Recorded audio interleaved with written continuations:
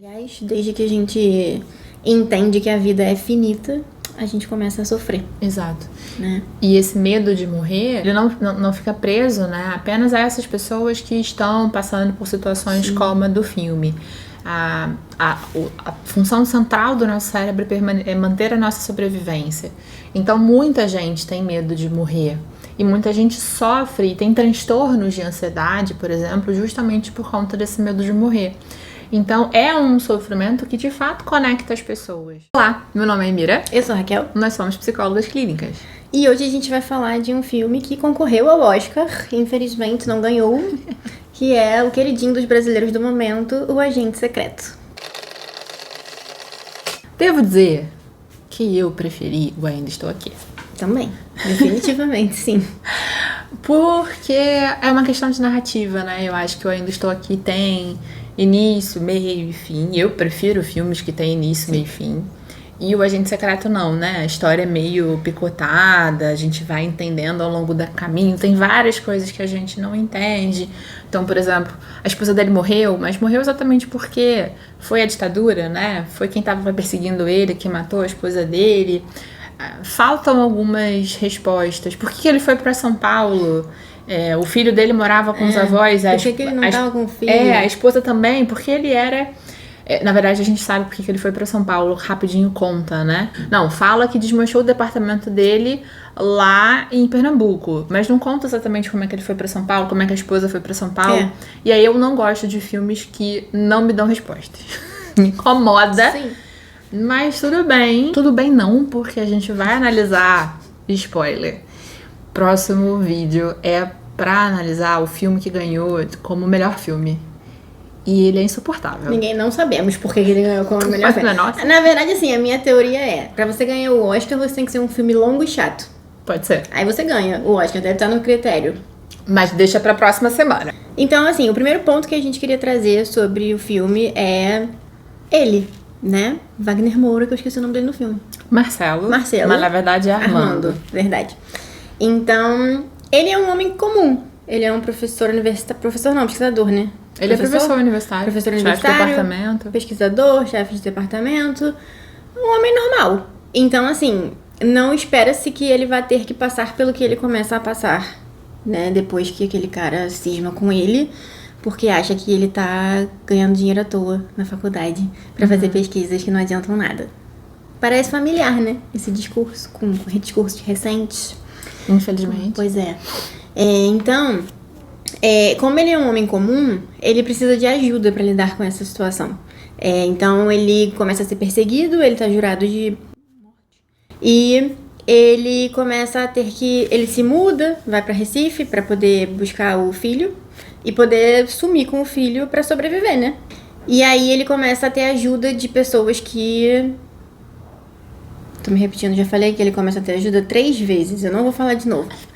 E aí ele começa a se conectar com um grupo de outras pessoas que também estão tendo problemas, que também estão juradas de morte, mas a gente até então não sabe que esse é o caso, né? Que é tão grave assim.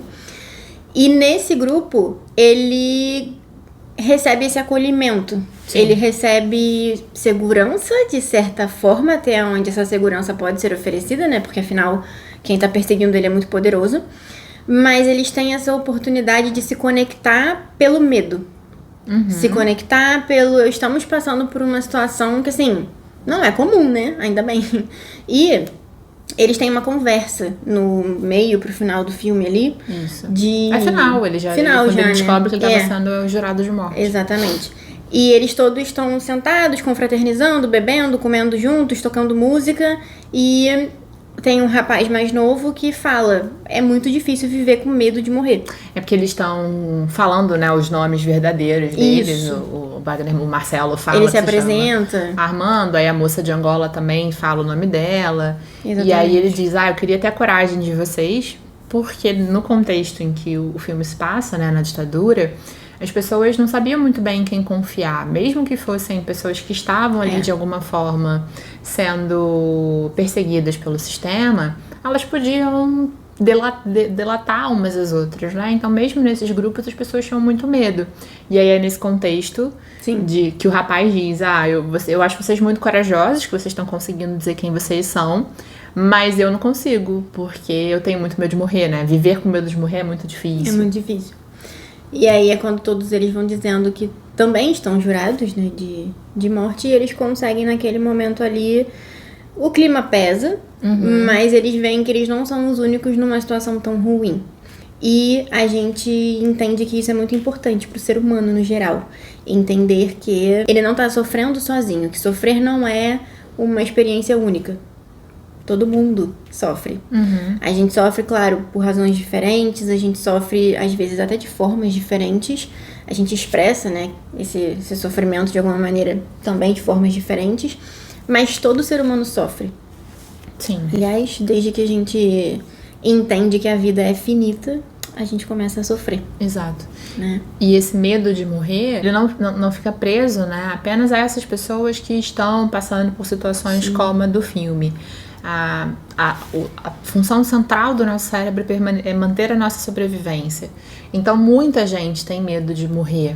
E muita gente sofre e tem transtornos de ansiedade, por exemplo, justamente por conta desse medo de morrer. Então, é um sofrimento que, de fato, conecta as pessoas. Sim. E nessas horas, a gente pode dar suporte um ao outro, que é o que eles fazem no filme. Ou a gente pode dar as costas para um para o outro, quando a gente pensa em individualismo, em situações cada vez mais propagadas de cada um por si. E isso é muito ruim, porque quando a gente está junto com outras pessoas e dando suporte um para o outro, a gente acalma o nosso cérebro. Então, esse medo de morrer, de alguma forma, ele atenua. Sim. E quando a gente fica nessa de cada um por si e não compartilha com ninguém, esse medo só aumenta. Porque a gente se vê sozinho e pro nosso cérebro, quando a gente tá sozinho, isso é um perigo. Porque significa que realmente não tem ninguém por você. Então esse medo de morrer, ele potencializa. Então estar em grupo, compartilhar com o grupo, buscar cuidado é fundamental para dar forças pra gente conseguir lidar com o medo de morrer e vários outros medos. Sim. E isso é evolutivo, tá? Nossos antepassados lá atrás, eles se juntaram em grupo justamente porque era mais vantajoso estar em grupo e era mais garantido de sobreviver estando em grupo do que sozinho. A cooperação, né? Hoje a gente sabe, a ciência mostra que a cooperação foi a característica que fez com que a nossa espécie sobrevivesse em detrimento de várias outras espécies de hominídeos. Então, sim, é super importante que a gente se junte em grupo, é muito importante que a gente conviva em sociedade, né? Sim. Entendendo e respeitando os limites do outro, mas oferecendo suporte. Exatamente. E aí, pegando esse gancho, né, do medo, isso se traduzia na vida dele com alguns comportamentos que ele tinha, né? Alguns efeitos desse medo. Então, ele tinha pesadelos, terrores noturnos. Eu acho que dá pra dizer que eram terrores noturnos, né? Porque eles... Eu não sei, eu acho que só teve uma vez. Só tem uma cena. Não parece que é uma coisa que acontece sempre. Eu acho que assim, ele achou que eu não tava com tanto medo, e aí chegou na noite que ele soube isso, ele tem o pesadelo. É verdade. Então esse medo acaba levando pra essa hipervigilância que ele fica, e ele tem esse pesadelo. O que mais que... O menino, né, antes dessa conversa... O menino, ele já lida com medo de uma forma um pouquinho diferente, né? Apesar dele ser o primeiro a nomear o medo, dizer, olha, eu tô com medo, antes, quando o cara da feira vem levar, né, as coisas pra eles, ele fala assim, porque nós somos refugiados, né? Ele nomeia isso, olha, nós estamos excluídos, nós estamos sendo perseguidos, nós somos refugiados. E aí o cara ainda fala assim, a gente não gosta de usar essa palavra. Ele falou, mas é isso que nós somos, né? Então ele encara de frente. Então, ao mesmo tempo que ele reconhece que ele não consegue falar o nome dele, se abrir para aquele grupo, em outro momento ele consegue encarar esse medo de frente e dizer, nós somos refugiados, estamos todos aqui sim para pedir proteção. Sim. A gente não tá podendo viver em sociedade normalmente. Então a gente pode lidar com medo de várias formas diferentes ao longo do tempo, né? Assim que ele chega lá, eles estão fazendo uma festa, tá todo mundo dançando, cantando, então também esse momento de respiro, de não pensar no problema o tempo inteiro. Então assim, tem várias nuances de como é viver com medo, mas o que é possível fazer para atenuar isso de alguma forma. É muito legal, o filme traz essa... Não é exatamente uma reflexão, mas é uma constatação, eu diria.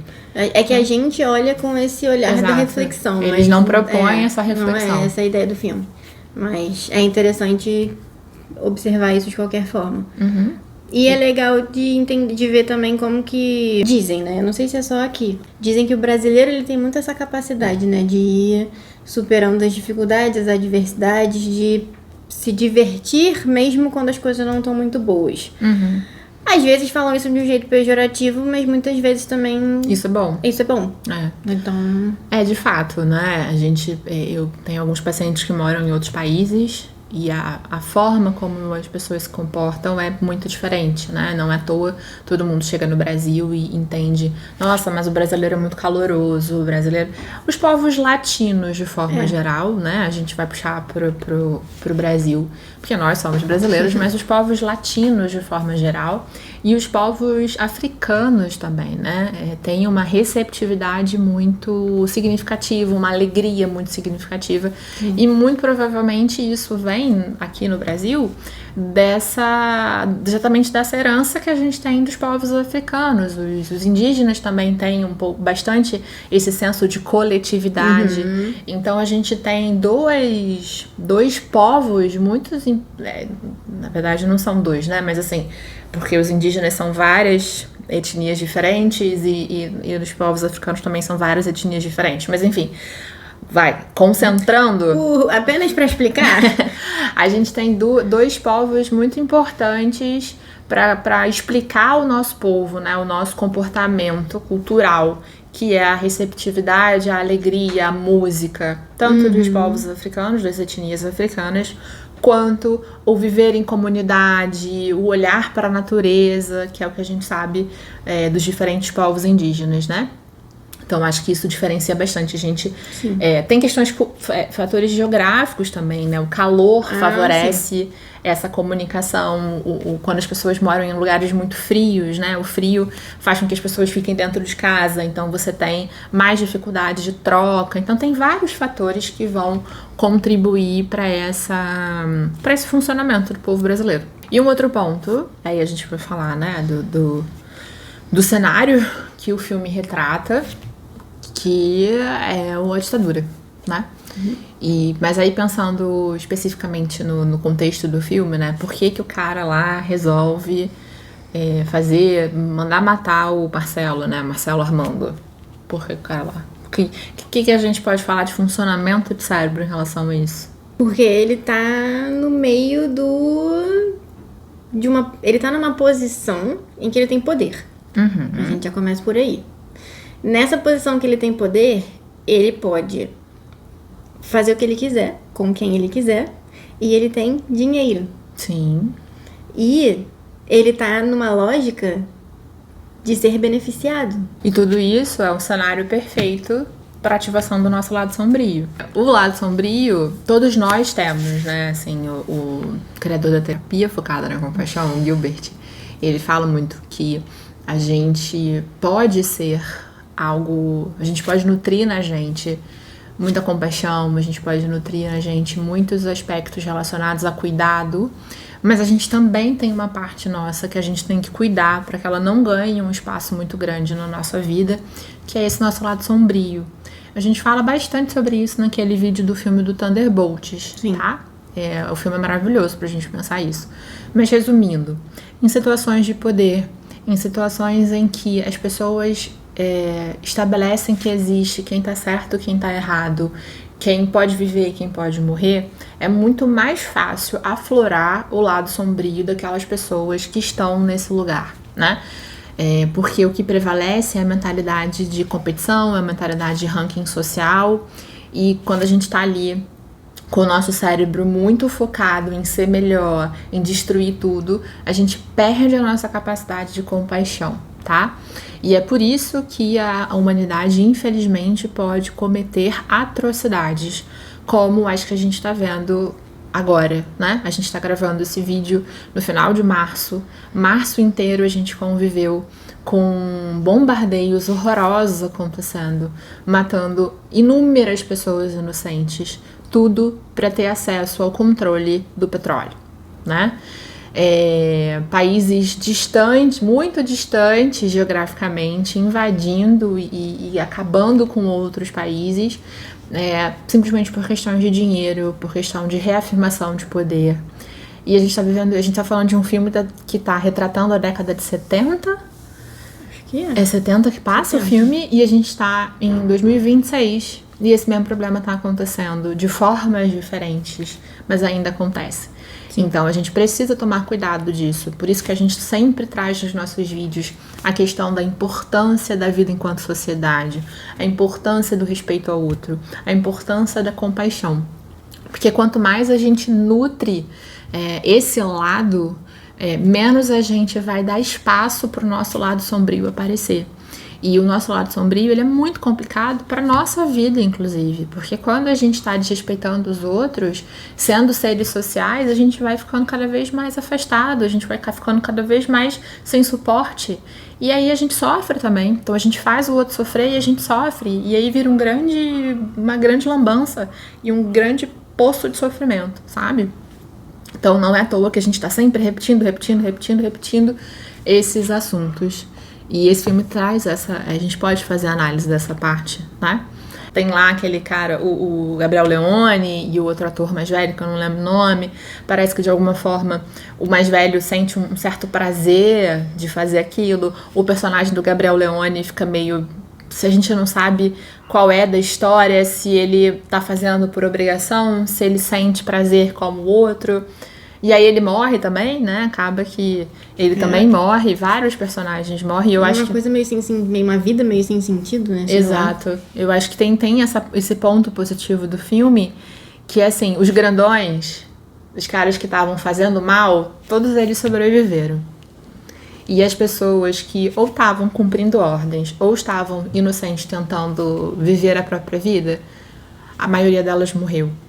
Então é o retrato do que é esse tipo de situação, né? Infelizmente, a gente está sendo submetido a isso por conta de um movimento neoliberal muito forte, que a gente precisa reconhecer e tentar mudar. Sim, com certeza. E ficar atento, né? Na sua posição de verdade na sociedade. Se você realmente está lutando por uma coisa que vai ser boa para você... Ou você está ignorando o seu papel na sociedade e lutando pelo bem de quem está lá em cima, já no poder. Exatamente. É bom refletir, sim, sabe? Ano de eleição, né, galera? Vamos lembrar disso na hora de exercer a nossa democracia. Sim. Não sei se alguém teve curiosidade, mas o negócio lá da perna, que eu achei meio bizarro. Falei, gente, não faz o menor sentido essa perna, né? Aí eu fui pesquisar. É uma lenda de Recife.